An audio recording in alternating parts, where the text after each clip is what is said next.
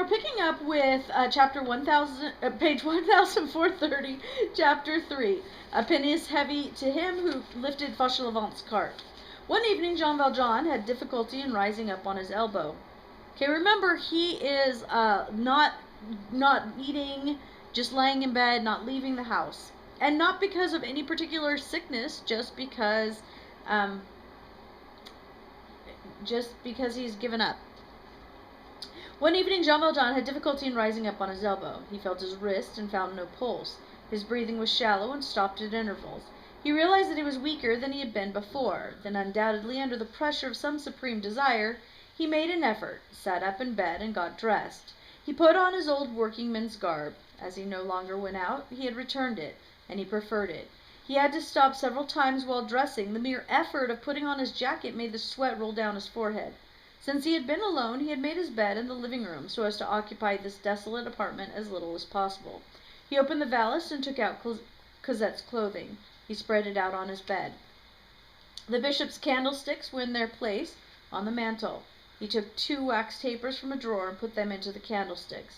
Then, although it was still broad daylight, it was in summer, he lit them. You sometimes see candles lit this way in broad daylight in rooms where the dead are lying. Each step he took in going from one piece of furniture to another exhausted him, and he had to sit down. It was not ordinary fatigue that spends the strength in order to be renewed. It was the remnant of possible motion. It was exhausted life pressed out drop by drop through overwhelming efforts, never to be repeated. One of the chairs onto which he sank was standing before the mirror, so fatal for him, so providential for Marius, in which he had read Cosette's note reversed on the blotter. He saw himself in this mirror, and he did not recognize himself. He was 80 years old before Marius's marriage. One would hardly have thought him 50. This year had counted for 30. What now marked his forehead were not the wrinkles of age, but the mysterious mark of death. You sensed on it the imprint of the relentless talon. His cheeks were sunken. The skin of his face was of the color that suggests the idea of earth already above it. The corners of his mouth were depressed as in that mask the ancients sculpted on tombs. He was staring into space with a look of reproach. He looked like one of those great tragic beings who rise in judgment. He was in that state, the last phase of dejection, when sorrow no longer flows. It as if coagulated, the soul covered with a clot of despair. Night had fallen. He laboriously drew a table and an old armchair near the fireplace, and put on the table pen, ink, and paper. Then he fainted. When he regained consciousness, he was thirsty. Unable to lift the water pitcher with great effort, he tipped it toward his mouth and drank a swallow. Then he turned to the bed, and still sitting, for he could only stand for a moment, he looked at the little black dress and all the beloved objects. Such contemplation lasts for hours, which seem minutes. Suddenly he shivered. He felt that the chill was coming. He leaned upon the table that was lit by the bishop's candlesticks and picked up the pen. As neither pen nor ink had been used for a long time, the tip of the pen was bent back, the ink was dried. He obliged to get up and put a few drops of water into the ink, which he could not do without stopping and sitting down 2 or 3 times, and he was compelled to write with the back of the pen. From time to time he wiped his forehead. His hand trembled. He slowly wrote the few lines which follow. Cosette, I bless you. I'm going to explain something to you. Your husband was quite right in giving me to understand that I ought to leave. While there is some mistake in what he believed, he was right. He's very good. Always love him dearly when I am dead. Monsieur Pontmercy, always love my darling child, Cosette.